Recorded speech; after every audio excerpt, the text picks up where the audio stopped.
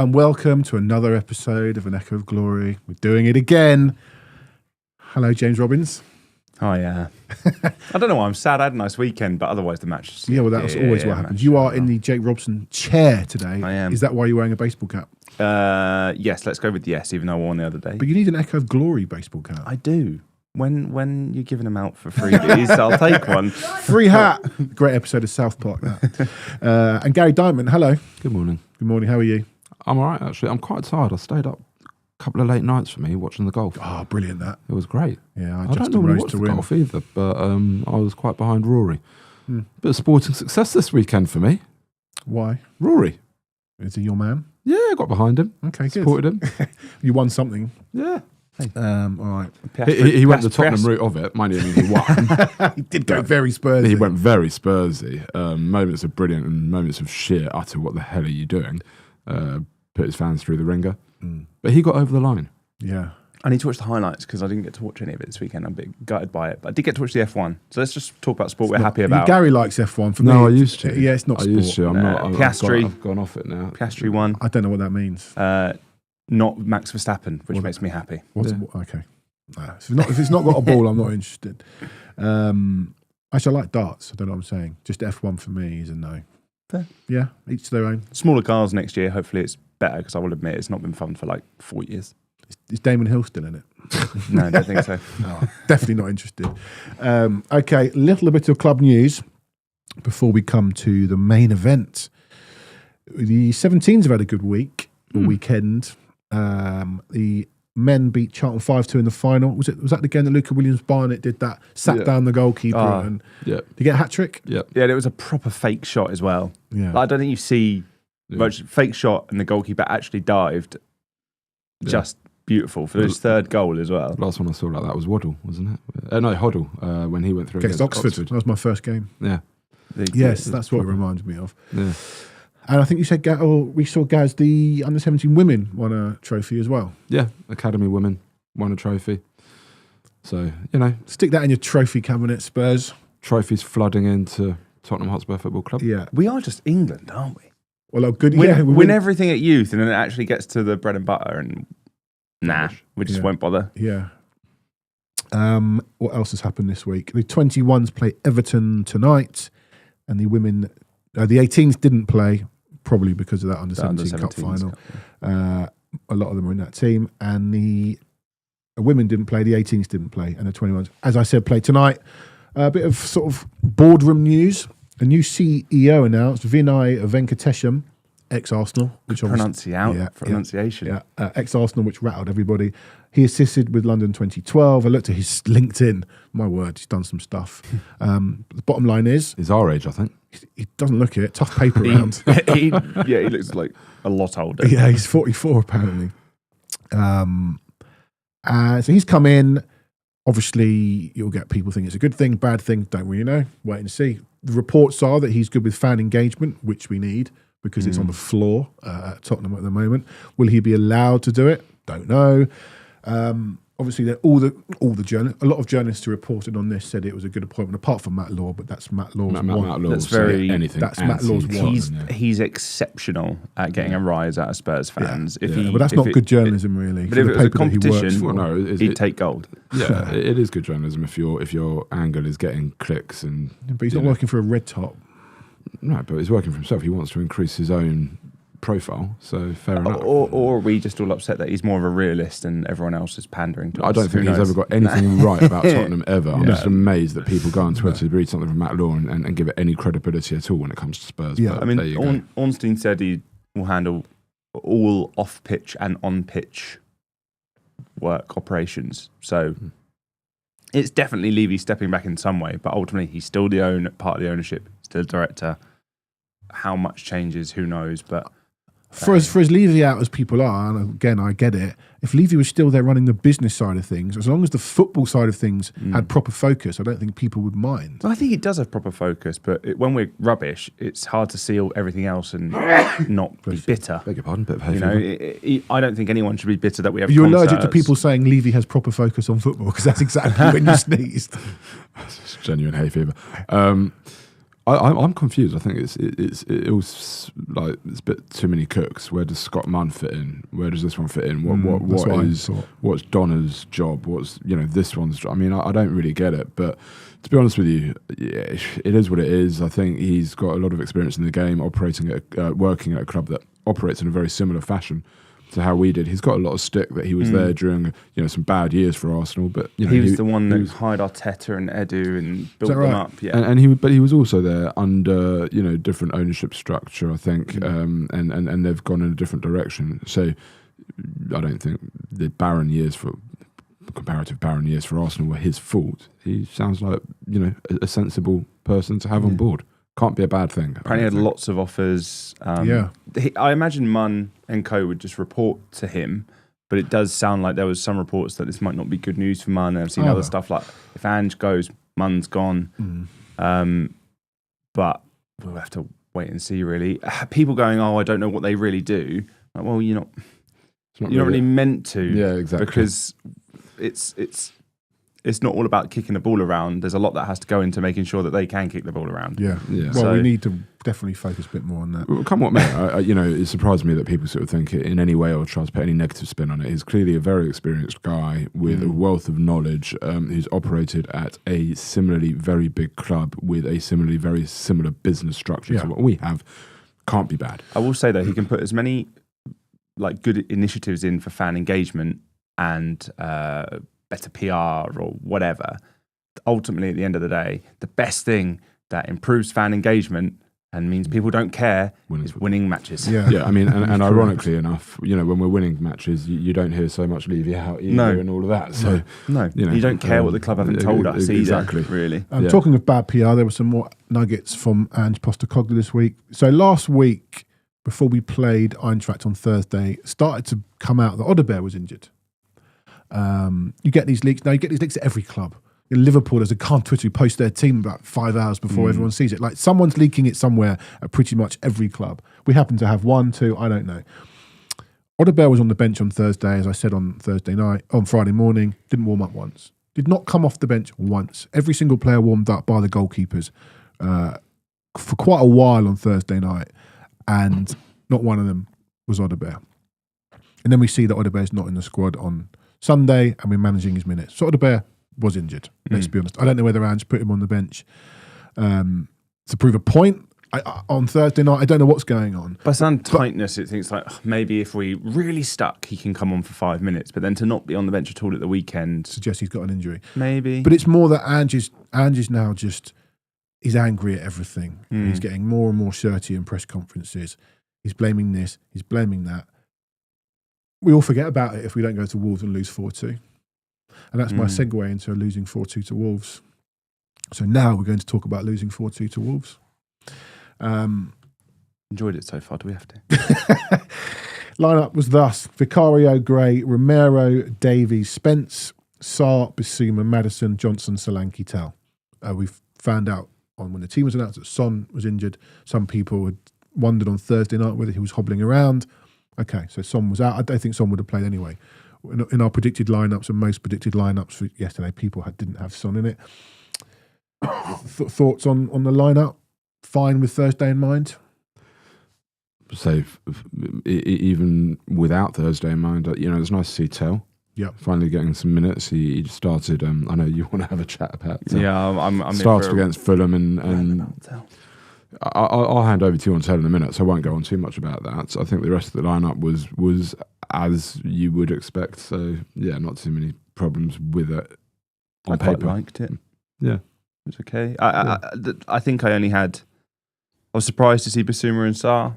I actually think Bissouma was okay before subbed off. I don't like Gray at fullback. I don't think he's quite got the athleticism at this level. I agree with that, yeah. Whereas in the Championship, I think he probably managed fine. But otherwise, really happy to see Tell start. Solanke, I guess Richarlison's not quite ready to start, but Solanke could do with a rest, as we've said a lot this season. He looks like he can't sprint. But otherwise, yeah, it's fine. I want rotation. 6 at once, maybe it's not necessarily always about the players, it's about the volume, right? It's like you've changed quite a lot there.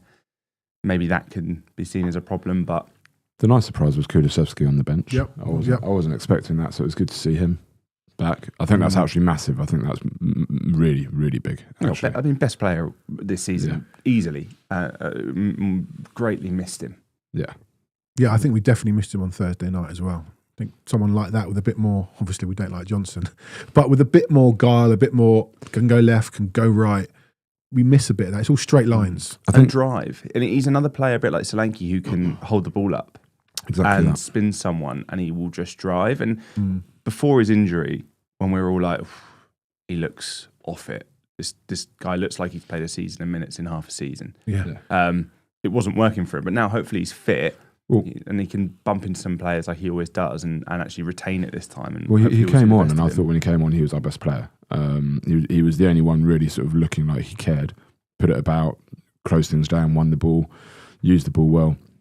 Massive to have him back. I agree with you. You know, on Thursday, and we'll get to Thursday, I would have him starting with Maddison, by the way. I'd have Kulusevski on the right and Maddison in the middle, but we'll get to that. And yeah, as much as we don't like Johnson, we'll probably come to this. I actually thought he had his best half of football in the second half against Wolves. That's not to say much, but you know, if Johnson played in that second half all the time, then I wouldn't really have so much of an issue with him. But we'll get to that, I'm sure. Yeah, we will. We've got to get to the 85th second. Actually, we'll get to what happened before the 85th second when they took the lead. Sarr, I don't know who kicked off, whatever. Sarr finds himself in possession, gives a really sloppy pass in the middle of midfield, straight to them. They ping it out to the left, and Sarr, trying to win the ball back, chasing down his own mistake, fine. Gives away the most stupid free kick. One of those where they're just stand him up. Nothing's happening. He's facing the corner flag pretty much. The fella brings him down. They take a not wonderful free kick, put Vicario under a little bit of pressure. Now, I don't think it's a great punch from Vicario, but it has gone to the edge of the box, and you're taught as a goalkeeper, from what I understand, if you're under a little bit of pressure, punch. Was he under enough pressure to punch? Should he have caught it? I said catch it. Yeah, 100%. But I'm not going to rest on the punch. He punched it pretty far. There's always going to be an opposition player on the edge of a box. You know, I think he was more unfortunate, and Sarr shouldn't have made the foul.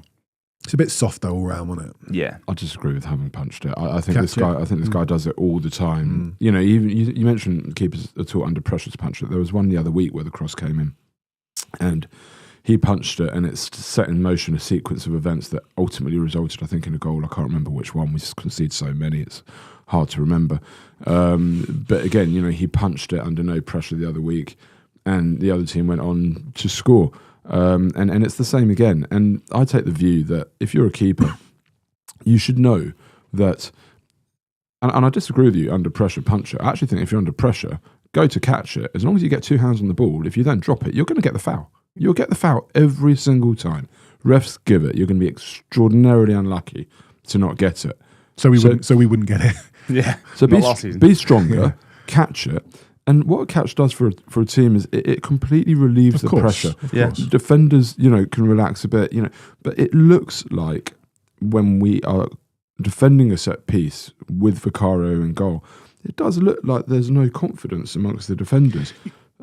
James, you say that there's always going to be an opposition player on the edge of the box. If you know, they had one player, I think, on the edge of the box, and that's who it fell to. They went straight to. If you know that your goalkeeper is a puncher, why do you not have a man on the standing in front of the bloke? I mean, again, that's basic Sunday morning. You used to say edge of the box, bloke on the edge of the box. Yeah, I don't understand why. Got to get out to him quickly. Nuri was not even get out to him quickly. It's stand in front of him. I don't even think you need someone on him when the corner's taken.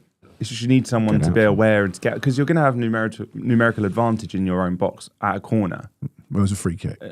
Same thing. Yeah, basically a corner. Yeah. Someone's free and should be running out to him as soon as the punch. Like people moan about ball watching. At this moment, ball watch, get to the ball. And no one did it. And it wasn't even a great strike. No, and the whole start of this match, the first 3 minutes, first 6 minutes even, when Vicario passed it straight to Menezzi and we got away with it. Yeah. We absolutely got away with one. They should have been 2-0 up at that point. Yeah. It was narrow wide. Their fans celebrated, not realising it hadn't gone in. There was just nerves around the whole match.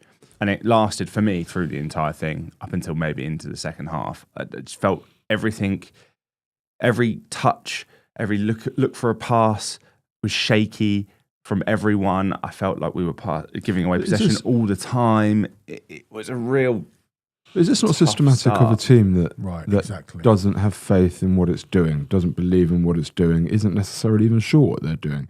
And therefore they're going out there all a bit nervy, without much confidence, without much belief in the system. I think confidence is on the floor for sure. I still think they're playing to the system. When they believe in it or not is a whole different question. Adam Nathan said on Twitter, based on this, focused coach, motivated players don't make mistakes like that ever, let alone, this is actually based on, I think, Romero, but there were so many mistakes. Don't make mistakes like that ever, let alone with such regularity. Arsenal or Liverpool won't have given away 4 goals as bad as that all season.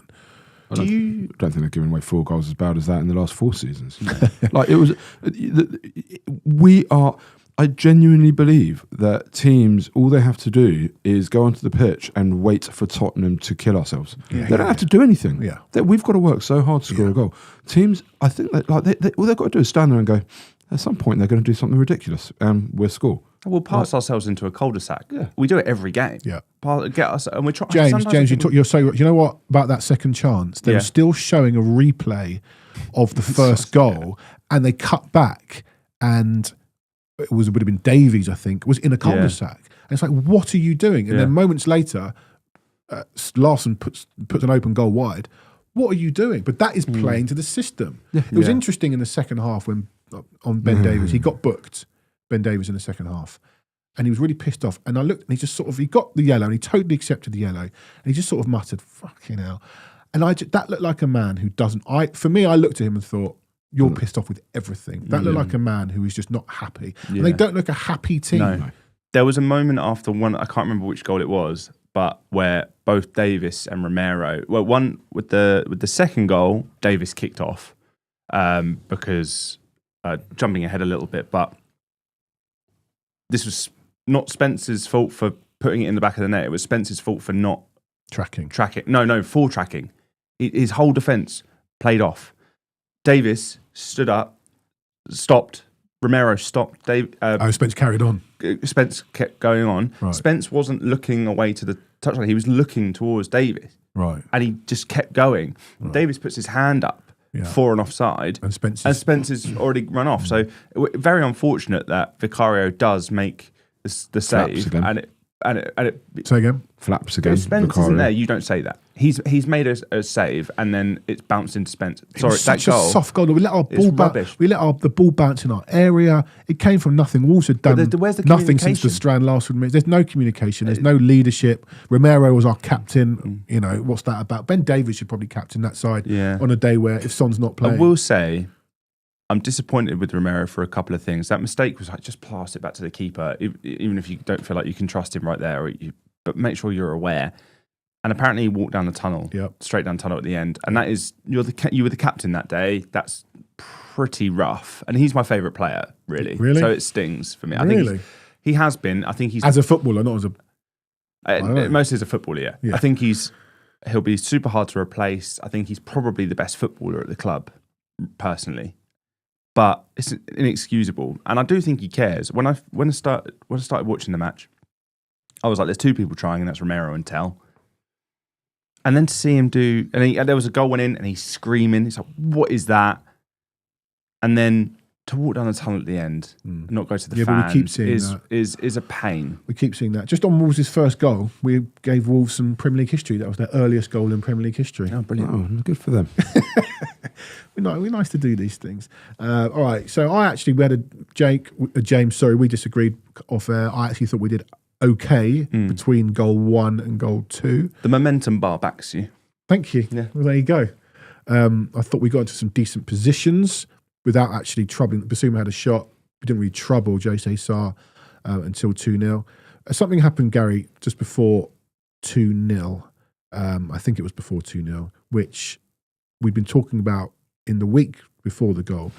This happened. Bring up an image on screen if you're listening to us. Sorry about that, but find us on YouTube and you can see these things.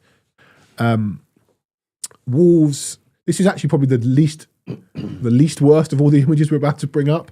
We've given away the ball. It's pretty bad. Yeah, we've given away the ball in midfield, and they've got. This happens in football, right? But a lot to Spurs. Spence is off his man. Davies is playing centre half on his own. Romero's playing defensive midfield.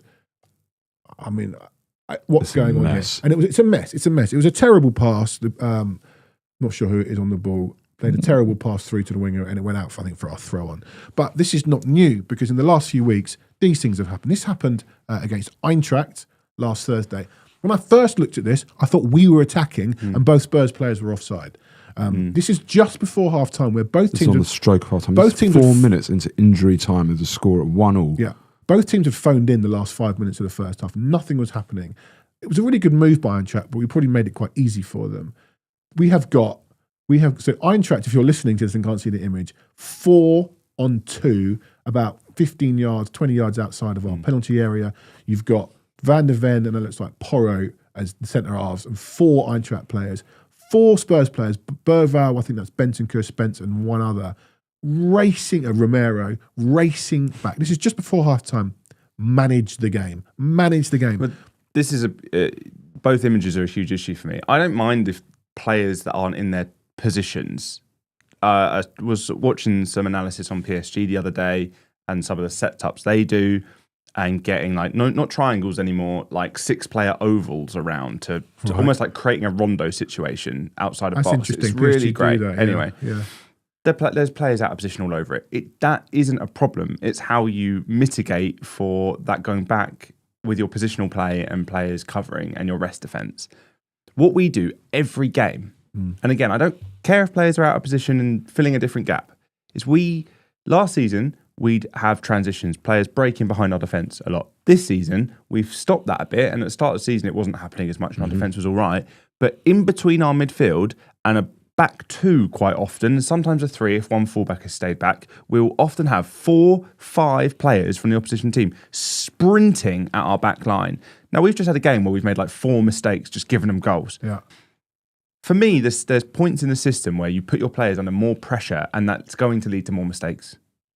It just happens too much.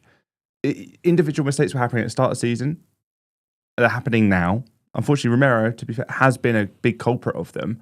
But we're asking our defenders to do so much under pressure at all times with little support until we've got midfielders that have actually made it back to their defensive third. I've got another one. Do you want to see it? Oh, yeah, I guess That's not it.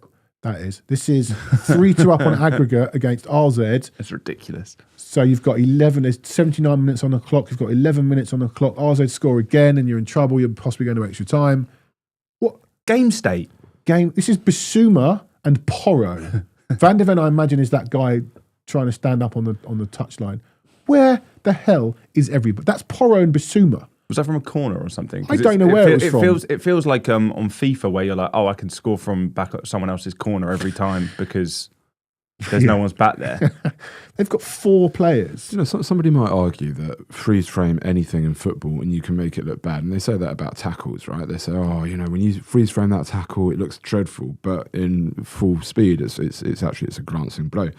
The problem with these freeze frames is they're not in isolation, and these situations haven't come about in like a split second. It's been a build-up that has led to this. So the freeze frames tell a story here. It's not something in isolation. They tell a story. They are consistent. And consistently, at critical moments in the game, teams are finding themselves through. And this one, you flip back to the one against Frankfurt. This happened actually twice in the first 10 minutes. Okay, when twice in the first 10 minutes, I sat there and went, "Oh my God, they're in," and they didn't quite find the pass, but they were in. They found the pass on this one as a poor finish. This one was right on the stroke of half time. They did find the pass, but it happened twice in the first 10 minutes. So these freeze frames are not, but you could do that for any team. This is a consistent theme with how we're playing and what we're doing. Yeah. And consistently, we're conceding at the back post because our full-back at the back post is... Well, this could easily have been a back post goal. This should have been a back post goal. Hang on, let's have a look here. This could have been a back... This should have been a back post goal. That's the back post from where we are. That's the back post. If he picks that pass against Wolves, he's in, and that's 2-0. It is consistent. We could have probably, if we had time, probably wouldn't have even taken that much time, flicked through the last however many games and found 2 or 3 from each game. And you could say, but this happens to all teams that play high. It happens to City. It happens to this team. It happens to that team. It's team. volume, though, isn't it? Yeah. It happens all the time. Consistently. Defenders having to chase back towards their own goal, defending, being outnumbered. As a defender, you just can't feel comfortable or have any faith in the system that you're playing in. A couple of comments. Ryan, who's one of an Echo of Glory members. Join Ryan as an Echo of Glory member. Ryan, let us know if you've had your Echo of Glory bottle opener yet. We'll sort that out if you haven't. Ryan says 3 or 4 passes you cut us open, and goes on to say the system requires near enough perfection. That's not sustainable. And I think in the first 10 games, those glorious first 10 games nearly 2 years ago, we probably did have perfection as an attacking force, but we talked about it, did we? Was it on the group last night?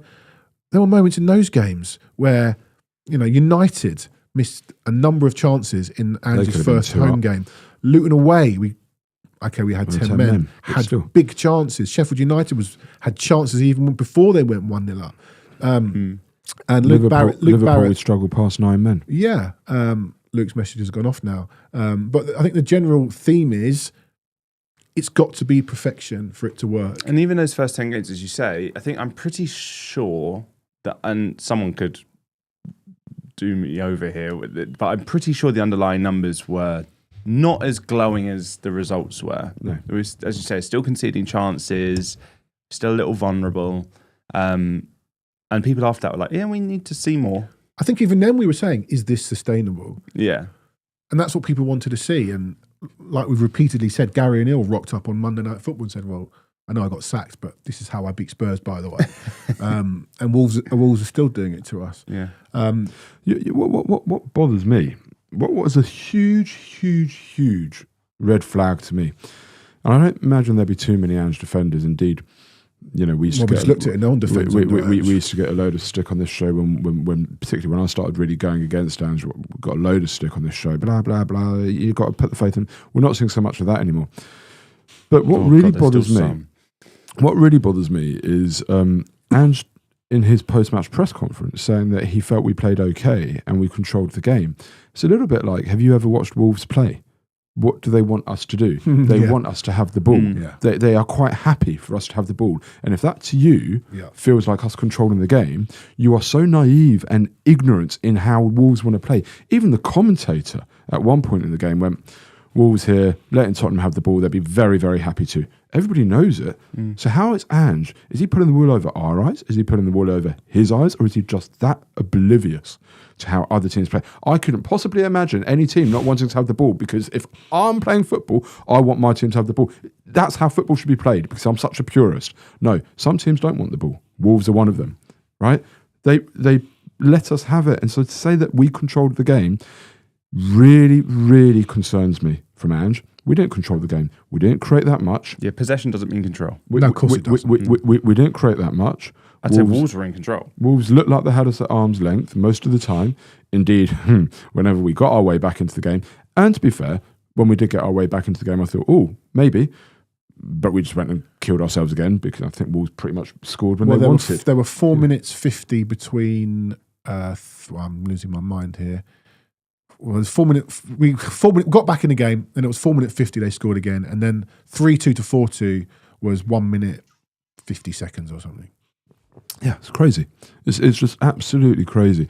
And yes, okay, they were mistakes. Every single goal was a dreadful error. But at no point were we in control of that game. At no point can Ange turn around and say, "I thought the performance was all right." If you think that performance was okay, and you're just going to say we were let down by individual errors, that, to me, is a guy that has lost the plot. Individual errors come about more consistently when you have a team that doesn't really know how it's playing. As I said earlier, has got no confidence in what it's doing. Into pressure situations. Romero running with it, back towards goal. It's a dreadful error. And I think half him is thinking, I should just knock this back to the keeper. Do I trust my keeper? Not really. So I should. And then I think he just gets his feet muddled up, and it goes wrong. But there you go. There's no confidence in your teammates even. But this is. I brought this up a few weeks ago. I asked a couple of ex-players, does the board know when the players have had enough? Surely, this is going to a conversation I want to have when we've completed the Wolves game about Ange being sacked. Surely, people in charge must know if the players had enough. And I'm still starting to wonder whether the vibes are good coming off the training ground because he's still here. He can't just be still here because we're still in Europe. This is a chairman that has sacked a manager before a League Cup final. I don't think he'd have any issue sacking the guy if he really, maybe he doesn't care anymore. But maybe the vibes are good coming off the training ground. I don't know. Believe Don't look at it. I can't believe that. They look stressed. Madison doesn't look happy. Davies doesn't look happy. Romero really doesn't look happy. Bissouma's clearly not happy. There's a lot of unhappy players there. You want to have a bit of a go about Tell, I'll hand over to you, but I think the way that he has not used Tell, who is very clearly a highly talented player, I thought was great against Fulham. People disagree. I thought he was only bright spark against Fulham. I thought he was a bright spark yesterday. And Paul Tell sat there being played up front, left wing, right wing, here, there, everywhere. Given the interview after the game as well, which it's like every time he plays, we throw out this 19-year-old to do media stuff or go talk to appease the fans or pulling his own manager away. He's got a good head on his shoulders, and that, as Kevin Hatchard said on Twitter, is backed a bit by Bundesliga culture. But either way, it's just not fair. Before I do get on to Tell, I just want to ask you a question. So who do you think Wolves' best player is? Cunha. Obviously it's Cunha. That's not Cunha. With respect, all Wolves players are the same. For me, it's Ait-Nouri. Oh, brilliant. Brilliant player. Yeah. We let him have 3 easy crosses, completed 2 out of 3 crosses, Ait-Nouri, to the back post, to 3 players. And this, I said earlier, I don't love Gray at fullback. But either way, they're playing wing backs. Yep. Don't let Ait-Nouri in an easy crossing position. Don't let him get that cross in. If you want to leave people free at the back post because you want to send your fullback up, fine. But make sure whatever you're doing, you're dealing with the cross. Yeah. And every game we don't deal with that cross consistently. And that was one game where I missed the first half and watched it back today. I turned on about 30 minutes yesterday. The first thing I saw was Ait-Nouri putting in. Well, Archie Gray's not really a fullback. No, he's not. And it's not necessarily Gray's fault. Like, it's not necessarily a personnel problem. I do think, he's not great there, but it happens with Porro there, happens with Spence there, happens with Udogie on the other side. Udogie never blocks crosses. Udogie, when in form, I think is probably our best fullback one-on-one defender. Last season, he absolutely was. I still think it's Spence. That's fair. I think Spence is better at going forward than Udogie, but not defensively, personally. Okay. But don't leave Ait-Nouri free to put those crosses in. And then Tell, lovely goal. Didn't know much about it. Kind of just hit his foot and it went in, but right position, arrived at the back post. Stupid defending. Yeah, terrible defending from Semedo. I mean, that's always been Semedo's kind of game. He's never been the greatest defender. But Tell, to me, more active than Son has been in weeks. Looks like there's actually maybe going to be some final product. He's got the power he generates for a cross shot. He whipped one that Solanke tried to flick in the second half. That was really nice. First half. A second half, he was just in the second half. Well, I don't know, first half. First half. Solanke was offside anyway. But he puts in a good ball. That was on the YouTube when we signed him, the clips. I was like, that's what he does. He puts in a really delicious ball. But the way we're treating this kid is ridiculous. Yes, he's 19. You don't want to put him under that much pressure. However, as I just said, whenever he plays, he's there got to do all the match interviews. We're kind of putting pressure on him, and he looks sombre as anything. The first game he was in, he knew where the club was at the time, and he's trying to cheer up fans, doing more than any of our players have done in terms of fan interaction for months. And we're giving him 10 minutes here and there. Yep. We didn't start him against Southampton, which would have been a great rotation opportunity. Yep. We've put him in against Wolves when we've made 6 changes. Where, again, as I said at the start of the pod, I don't mind the players that were playing. I like them all. They should be fine to rotate out. But that's 6 changes, and you're going to destabilise some things. We could have our Son replacement for 5 years in Tell. And then by then it'd be 25, and we could sell him for good money. I think he's extremely raw, James, but I think it's a gamble. But like, say 5 years or even 4 years, say we do sign him, we'd be able to recoup some money. He's a highly talented player, and he'll still be quite young, play a multitude of positions, and is kind of, even though he wasn't getting the time at Bayern Munich, he's pretty much proved himself in the Bundesliga. It is sickening to me that we've got, hero, captain, one of my favourite players of all time, Heung-min Son, but he can't do anything. He is not playing well. First half of the season, he was getting assists. His link play was nice, but it wasn't the Son we want, is it? We want him to be able to get in good crosses or whipping the ball to back post and scoring screamers because he'll do those 10 times a season if he's on it. He's not on it. But is Tell really the question I have to ask you, is Tell really the man to replace Son? Because I don't know. It's another long raw term, kid. he might be. Long term, yeah, but we need fixes now. But should he be playing? Okay, fine. But are we giving him the opportunity to be that fix right now? Absolutely not. He played 5-10 minutes. I like him. If we're lucky. I like him, but he's, for me, raw. I think his touch can let him down. All these things because he's 19 playing in the Premier League. I 100% would keep him. But if he's playing 90 minutes, that or playing more than 10 every week, that touch maybe gets a bit tighter. I think he deserves more. He should have started against Southampton, and he should have started again. We did, but he should have started both. Yeah, he should have started Southampton and Wolves. And he shouldn't have come on at 70, 80 minutes against Frankfurt. Should have come on. He should have come in way earlier. And there was rumours in the week that it was actually an opinion piece, if anything, that was like, Tottenham aren't going to exercise the deal to sign Tell, and then quickly other reporters have gone, nah, he's got no future at Bayern. Spurs will likely do it, or they want to negotiate a lower fee. And I really hope we do, especially I think a lower fee is the right thing to do. I think 50 million probably would be too much. Don't know, pay 55 for Johnson. Good point. It's a good segue, go on. No, but I mean, you're talking about, I agree with everything you're saying about Tell. I don't know if perhaps we should be looking at him being the Son replacement, but certainly within. Ronnie says is Heung-min the Son replacement. But certainly within the squad that we have at the minute, I would have Tell on the pitch every single minute ahead of Johnson. I just would. And Johnson, as I said at the top, had his best half that I've seen in a long, long time against Wolves in the second half. The cross that he put in for the goal was exactly the sort of thing that he should be doing. I've criticised him all season about not getting assists. He can only do it with space and on a break. And we worked it well. Bergvall was brilliant, absolutely brilliant, and gave Johnson a ball that even Johnson could not really mess up. I mean, it was a good ball. I'm pretty sure I could have put that ball in. I could cross the ball in my time, and I reckon I could have put that ball in, right? But he still did it. He picked out the cross, fair enough. But then after that, it seemed to give him a bit of a boost, and he played with a bit more aggression. He was chasing things down. He tried to take players on.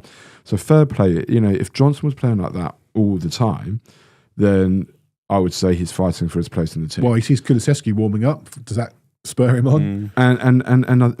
But when it comes to Tell, I think in Tell you've got a guy who demands the ball, wants to try and make something happen, sticks his chest out, wants to try and create, wants to drive the team forwards. He's not playing on the periphery of games like Johnson. You don't feel like you're playing with 10 men when Tell is on the pitch. If ahead of Johnson, you've actually got 11 players. He's a bums off seats player. He is. Is he? I think he is. I think he could be. But he wants to be. You've got. I think you've got 3 players, Moore, Tell, and Odegaard, who you're getting it into their feet, and they want to drive at players, they want to go at players, and we don't have enough of that. We've not seen enough of that this season, and it makes a world of difference. So I absolutely think, we should be, number one, signing Tell permanently, but number 2, he should be in that team ahead of Johnson. That's not to say that I think he should be in the team on Thursday evening, because my team on Thursday evening actually doesn't include Tell. We'll come to Thursday. I think as well, signing him is, given where we are now, who's to say who we could get? The Son replacement has to come. Yeah, at some point. Yeah, I think Son's had a year extension, but both him and Johnson to me are your perfect 70-minute subs. Yeah. I agree. Not together, by the way. But are we going to get someone of big potential and or current quality, given how rubbish we are and not going to be in Europe? Whereas we've already got Tell here, and we could sign him. Yeah, and he's got to want to stay. The problem we're going to have, and maybe it's not a problem, but on the face of it, the problem we're going to have is a new manager will come in. He might look at it and go, don't want him. Son, well, he's good. I'll get Son back to Son, and we could waste another year. Which I'd love Son to be back to Son. The other stuff, I mean, that's a worry, and you've got to hope there was a report as well that Spurs' transfer plans are a mess right now because Ange might go and they don't know who the new manager wants. That's exactly what the recruitment team should sort out. Yeah. We should not be buying players respective of a manager. We should be buying players respective of how we want to play. 100%. As and a on club. That, interestingly, on a bit of club news, was there not a photo of the Don Fabio? Don Fabio was in against Eintracht. Did we cover that? No, that was against Eintracht, wasn't it? Yeah, it only came out, I think, the other day. Yeah, a photo allegedly of Don Fabio. But that's another cook. Like, what's going on? Like, if you're, he can cook. I'll take him, head chef. 100%. As long as he never signs a manager, I'm fine with that. Well, unless it's Inzaghi. I'd have that. You wouldn't? It's just 3 at the back. I just don't want to go 3 at the back. Don't care. For who? With who? Any coach. But no, look, I mean, Glasner's a 3 at the back merchant. Yeah, I know. I wouldn't. I would just count any 3 at the back for our squad makeup, to be honest. But yeah, I mean, Fabio Paratici was at the venue on Thursday night. So in terms of transfer plans, I completely agree. And it's something that was said when we were discussing this manager coming in, when we were appointing Ange. It's not about the manager that you're bringing in. It's about the players and the philosophy and the style that you want to play, and then you choose the manager accordingly, right? That's the way it should work. So I don't think our transfer plans really should be up in the air. It should be a question of, we've got 2 plans. This is what happens if we're not in Europe, and this is what happens if we are in Europe. And you know, there you go. But the profile and identities of players should be pretty much the same, regardless. So I can't imagine that our transfer plans are up in the air at all. All right. Any more on Wolves? No, not for me. The game itself? The 4th goal was an absolute comedy of errors. I was actually sat there laughing. Do you know what's so funny? So you are entertained? Yeah, in completely the wrong way. So what was it? We had a throw, and the cameras cut back to show something. By the way, the 3rd goal, we haven't really covered Romero's mistake. I will say that Romero's going to get all the focus. Bentancur in the build-up to that goal was a disaster. Was that where the heavy touch? Twice. Yeah. Twice in the space of 30 seconds, and that led directly to the ball being pumped over the top and Romero not clearing it. For me, guys, that comes back to when you're stressed, you're not happy. Listen, I'm defending the guy because I think he's great, and I know he hasn't been great. He had a good game against Frankfurt. Off the back. Yeah, but I think when you come off the bench, and I know not all the subs played like that, Kulusevski did quite well, but I think when you're coming on in the middle of midfield against Tottenham, and your mind's just all over the place. Yes, it was really poor, but another player who played stressed yesterday. Yeah, but the 4th goal was just absolutely, it was hilarious because I think we had a throw in and the cameras cut away to something else. And then they cut back, and I just remember going, "Wait, it was our throw!" And Wolves were like through on goal, and we managed to clear it, and then we won a free kick. Yes, and then the cameras cut away to show the throw in that they'd missed, that Wolves had won the ball back from and nearly scored from, and they had to cut that replay short. So like, oh, Wolves are in, and it was Cunha going in. It's like twice we had possession of the ball from dead ball. Twice the cameras were like, nothing's happening here, we can afford to show a replay. Oh no, they're going away and the other teams nearly scored. Oh, they have scored. Like, that is how comical. It's a disaster. That is how comical it was. And the free kick, you look at it again, we're 3-2 down at this point with a chance to maybe, in the last few minutes, go and grab a goal. There's 6 players around the ball. 6 of them. Andrew's big mantra, don't pass backwards. 6 players around the ball. 1, 2, 3, 4, and then 2 midfielders. Wolves just stood there, 11 minutes. Like, you talk about, people say, I think I'm not saying Iraola's the right person, but something where he does differ, at that point, he would be going, right, direct, get it long. Either we win it up high and we go from there, or they win it, okay, but we're set and we win it back, and then we've got the turnover, right? We'll just pass through 11 of you because that works so often. Doesn't. Bergvall made a terrible mistake. Okay, fine. I'll defend him because I think he's a kid and he's a bright spark, and actually he was brilliant for the second goal, right? Still shouldn't have made that mistake. But the whole setup from that free kick was diabolical in every single sense. You mentioned throw-ins. Our throw-ins, and this is so stupid because you think throw-ins are a small part of the game, but it is a set piece where you could do something. James, people hire throw-in coaches and I think now. we should have had one. And when I think I've said it on a previous pod, when Andrew was at Celtic, he was known for these quick throw-ins. And I don't know if it's because the Premier League's more intense, but we don't do that.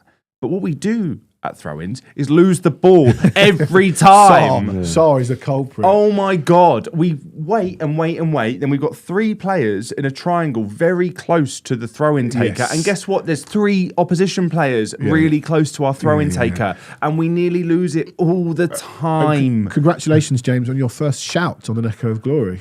They've broken James Robbins. Yeah, throw-ins have. Throw-ins have broken. That's not the most me thing to have on this podcast. Make me shout. I don't know what it is. A couple of stats which I'm going to give you because it's my job.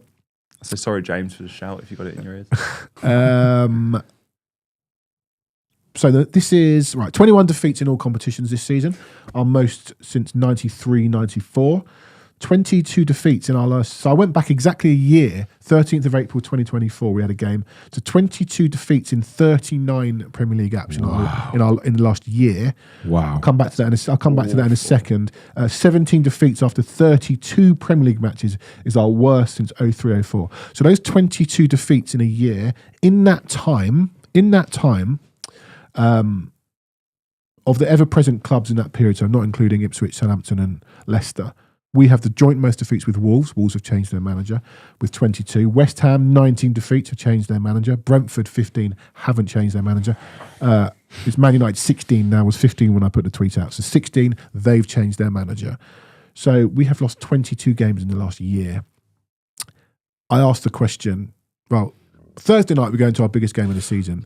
But we need to caveat, that when our players come back, we'll be better. better. Well, I mean, that, we will. So we've had, what was it, 5 points from third or 3 points from fifth? 3 points from fifth, I think it was. We've had still in the FA Cup, still in the League Cup, still in Europe. About the still in Europe thing, the league phase was a piece of piss. Yeah.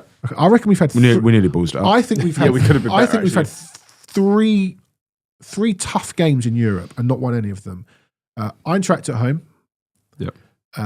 Galatasaray away. I know we don't think much of Galatasaray, but we had a very weak team. Yeah, and Galatasaray away is a tough game, whoever the Turkish league isn't the weakest out there. There's exactly, some good players in but we lost it. I mean, Arza sort of found it fairly comfortable. They did. And Roma at home. Okay, we should win it, but you go, it's a tough game, but you should still get through it. We've had 3 tough games in Europe and not won any of them. Ours away isn't a tough game. We made it so. So all this still in Europe. We should still be in Europe. Like we've got.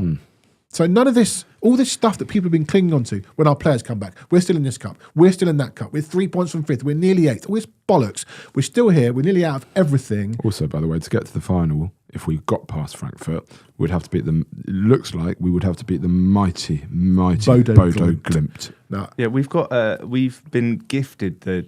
I mean, Bodo Glimt still have to get through, right? But they're 2-0 up going to Lazio, and Lazio are poor. They're form. They are poor. I mean, Bodo Glimt could have won that 3 or 4-0. Yeah, the winner of Eintracht Tottenham gets to the final.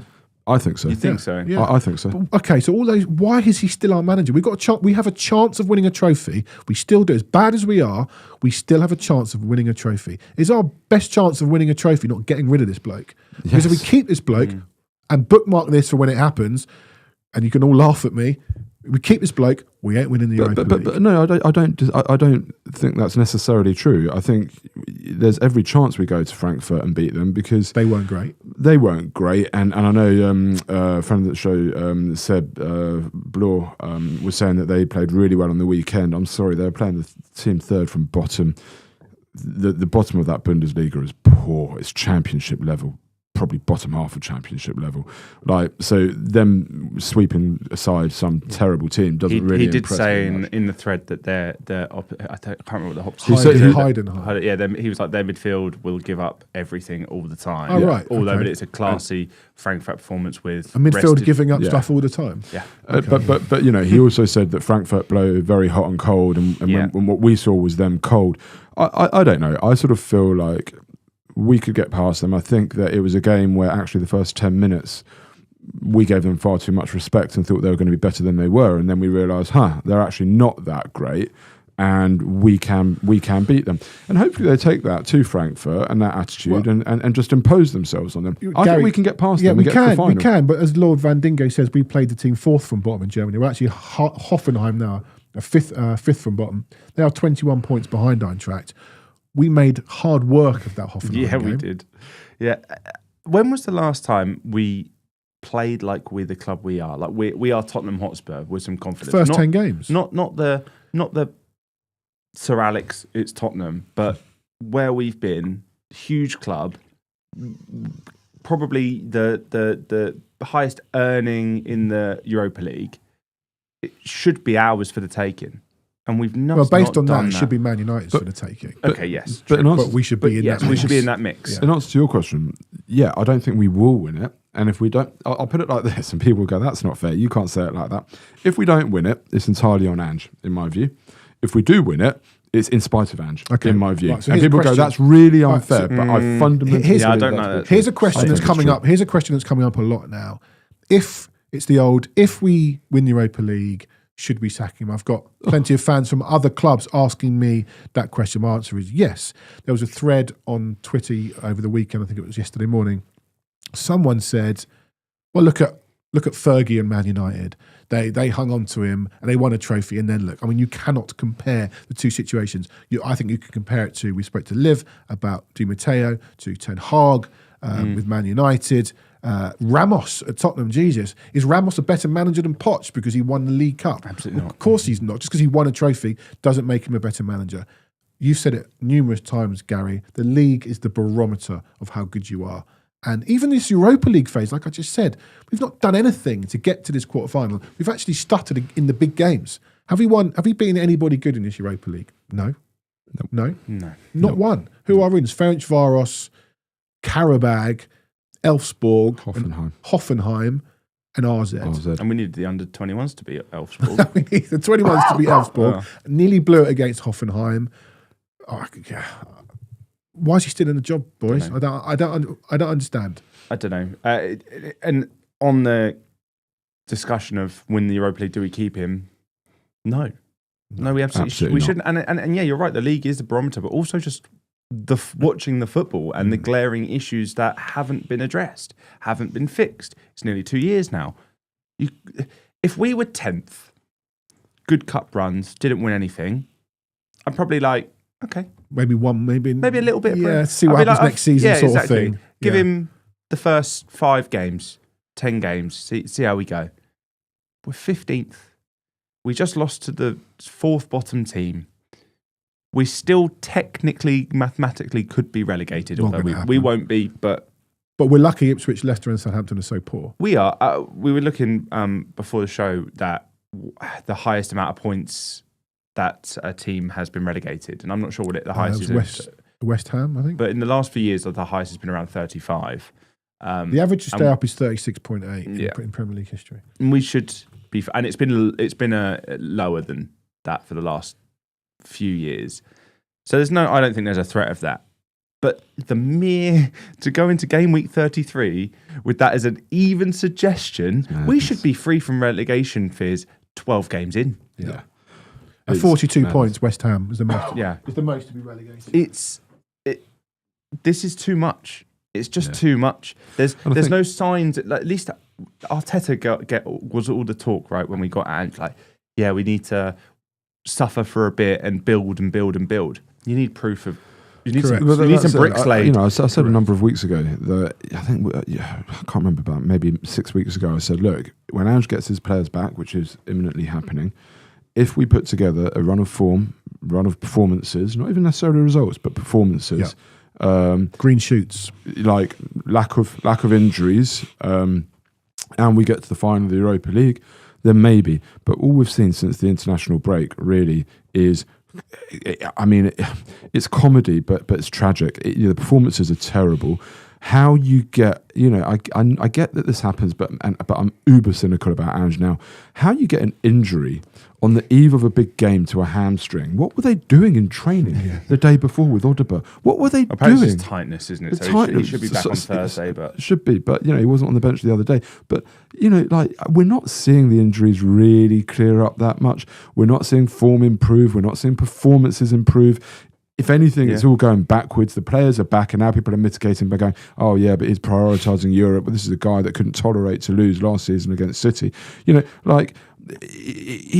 Just everything is conflicting. Everything's wrong. There's nothing right about this. It feels, there's no joy right now. I want to read you the teams since beating Liverpool on the 8th of Jan, which is a good performance. And I think you asked about the last time we felt big. And I think that was probably that was a good Liverpool team that we beat. The teams we've beaten since that day on the 8th of January: Tamworth. We didn't beat them. We drew 0-0. Correct. Well, Hoffenheim, Elfsborg, Brentford, Man United, but they're rubbish, Ipswich, RZ and Southampton. Yeah. The championship teams. But they're championship teams. All of them, apart from the National League team. Who I think are quite good. Yeah, okay, winning at Brentford's not a bad result. Well, at the time, Tottenham Hotspur should be winning at no Brentford. one was really doing it a lot. So that was like, oh, look at us, we actually did it. All right, I remember the game we were. You can have Brentford away. It felt lucky. It felt lucky. For for all of that, because I'm just conscious about the time. Yeah. But for all of that, I will say I back us to beat Frankfurt. Give us your lineup. Go on. Really? Yeah, I do. I think we can beat them. I don't think we will. It is a cool. I think the only thing that beats us is ourselves on Thursday. And I'm not saying that because of what happened yesterday. I said that the other day against Frankfurt. I was there like, we're better than them. We just need to not commit suicide. I do think we're better than them. My team will be Vicario. I would go Porro, Romero, Van der Ven, Spence, Benson, Core, Bergvall, Maddison, Kulusevski right. I would go Son left in this game and Solanke up front. I think Udogie will play, but the reason I worry about Son, who did you say, Son and Kulusevski? Mm-hmm. We can be playing on the counter. I don't know. Kulusevski's always been good on the counter. It's just I think Johnson doesn't sprint. When it's fine to have Kulu over Johnson. I think we go with a very similar type of sort of mentalities how we went to the Etihad and won 4-0 with Kulusevski right, Maddison in the middle, Son on the left, Solanke up front. That was our best performance of the season, bar none. So Maddison's just started 4 games in a row. Is Kulusevski in midfield instead of Maddison? No. I think you've got to have Maddison. There might be a shock. I think the thing is, right? I could see him doing something like starting Sarr, but what you need in this sort of an environment are players that can put their foot on the ball and you can trust them. Yeah. I know Maddison sometimes loses the ball up front. He did it a couple against Wolves. Right, but if you're a well set up team, then you should be able to defend it, right? But generally, I think you need to have players in the team that you can get the ball into. I think Bergvall is one, Kulusevski is another, Maddison is another. And Solanke, when he's on it, holds the ball up very well. He didn't have a great game the other day, but Solanke, when he's on it, holds the ball up. And I think we're going to need that a lot. But honestly, I think we will get through them. Okay. One thing we didn't say, Richarlison scored. Should have come on earlier. That was nice. Someone's just pointed out a stat to me. A friend, James Lazarus, between 2015 and 2018, Pochettino lost 17 Premier League games in 3 years. We've lost 17 this season. All right, Gary, you got to get off. Thank you for coming in today. We have got we're going to do a little bit of a preview on Wednesday with Jan Åge Fjørtoft. I'm hoping this happens. If it doesn't happen, I apologise. Who played for Frankfurt, is a Frankfurt supporter, was at the game. Obviously, I think he started Spursy, by the way, because he hadn't scored a Premier League goal when he signed for Swindon. Until January, and he scored his first Premier League goal against us. So I think that was my first window into Spursiness. Jan said he's going to come on and preview the game, so we might have a little episode to put out on Wednesday. Keep your eye on that. After Eintracht on Friday, hoping to do a show. It's Good Friday. Don't know. Up in the air. Just keep your eye out as to what we're doing. We might have to come in because Ange will be sacked by then, or we might have to come in because we're into the semi-finals of the Europa League. Who knows? Bodo Glimt. All right, gentlemen. Quick prediction: James Robbins, Thursday night, Eintracht Frankfurt, Tottenham. 2-0 loss. He is broken. James Robbins is broken. I think we're going 3. Do you? I'm going to go 1-0. Jorge Pena says we'll win on pens. English teams don't beat German teams on penalties. So I'll go that Spurs get knocked out. No, unless it's the one penalties. Champions League final which knocks Spurs out of the Champions League places. Yeah. Of course. Yeah. All right, gentlemen, we will be back. Keep your eye on, put it on the social media at EOGTHFC when we will be back. We go again on Thursday night. Up the Spurs.